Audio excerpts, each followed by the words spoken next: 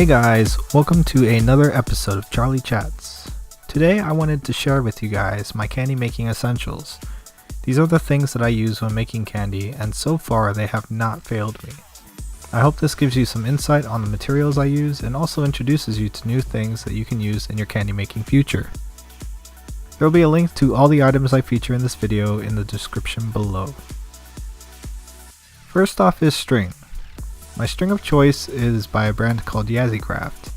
They make 0.8mm elastic cord. This cord is very durable and I use it for all my cuffs and singles. Now, I know you might be thinking, but what about stretch magic? Stretch magic is great, in my opinion, only for singles. In my experience, stretch magic can wear out even during the cuff making process, and I've had string unravel or snap a few times. It's a bad feeling when you're almost done making a 4x base cuff and the whole thing just falls apart. I also don't like the slipperiness of stretch magic, just because I feel like I have less control over the string. dailykand's elastic cord solves all those issues for me, and I am constantly buying spools for my next projects. To go with the string, I always have a set of needles with me. Needles are essential to cuff making because you're going through a lot of beads, and oftentimes you're going through multiple sections of beads as well. I remember starting out making cuffs without using needles, and it took so long to make cuffs. I would say by using a needle you can cut your cuff making time in half easily. The other string I use is fishing line, typically for candy masks and also for necklaces.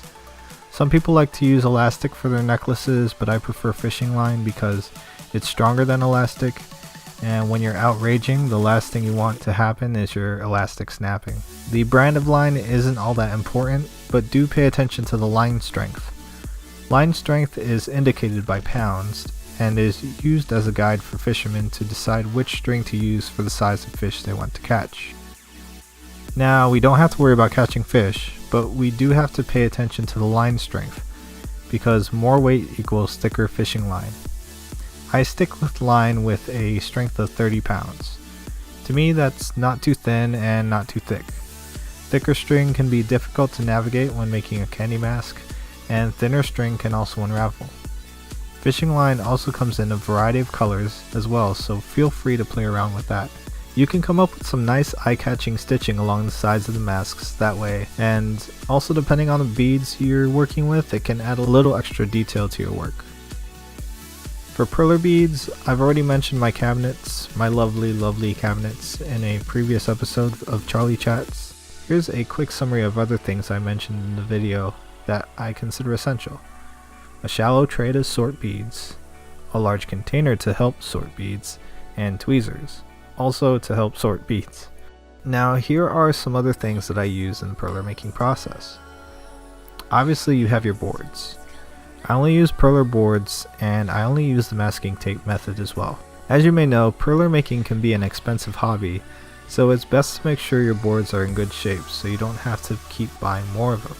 I use masking tape to keep boards from warping. Be on the lookout for a tutorial on that in the future. When poking holes, I use a head from this micro screwdriver set that I bought at Home Depot. I don't know what the actual use of this head is, because it's literally just a point. I call it the pokey thing. Obviously, you don't need to buy a whole micro screwdriver set just for one pokey thing, but you can always use the other heads for other things in your life, like for your glasses or small electronics. Really, any pokey thing will do for perlers, but it has to be small enough to fit in a perler bead. My pokey thing fits, and it's smooth coming out. I use parchment paper for ironing. This is Costco brand parchment paper, which you can surprisingly buy on Amazon. Weird, right? I use this parchment paper rather than the paper provided with boards because you can use the parchment paper multiple times, and you can also use it for cooking. I won't talk about the pony beads that I use because that's kind of self-explanatory. I get whatever beads I can. I do, however, have a huge preference to letter beads. These beads are provided by many different companies, but the ones that I buy are from a company called Panda Hall. The reason I like these letter beads over letter beads you're most likely to see in a craft store is that these beads are consistently clean. If you've bought beads, you know this pain where the eye beads are just covered in ink, or not even inked in. You don't have a problem with these beads. Since they're smaller too, I like that I can make longer phrases or singles without worrying about the single getting too big. Here's some other things that I like to have when making candy.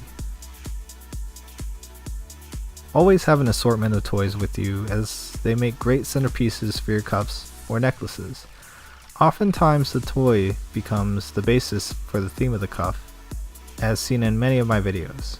Now, you don't have to go crazy on a big spending spree, just use what you have laying around. Put good use into things you don't use anymore. Something I always have, just not at the moment, is a power drill with a very small drill bit. This is how I make my Pokemon singles, by drilling holes into the actual pieces and putting string through. It's not essential, but it's good to have. Don't forget your slinkies too.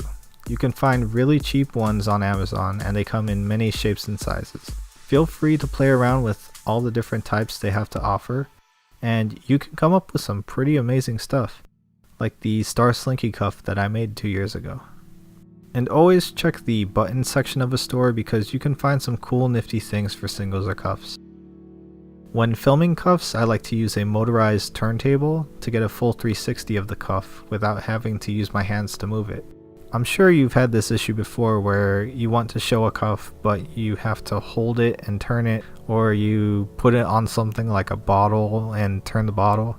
This answers those problems, and it adds a cool look to Instagram and YouTube videos. I think that's it, guys. I hope you guys learned a new thing or two watching this video. Again, most of the things I've shown here will be available in a link below, so please check it out. Let me know in the comments some of your candy making essentials. If you liked this video, please give it a like and share it with your friends. If you haven't subscribed to my channel, please consider it. I upload a new video every week. And if you'd like to support the show, you can use the promo code dailykandi at iHeartRaves, Amazing Lights, Glow Effects, OnCue Apparel, and Kiku World to get a discount off of your purchase. Thank you guys for watching, and I'll see you next time.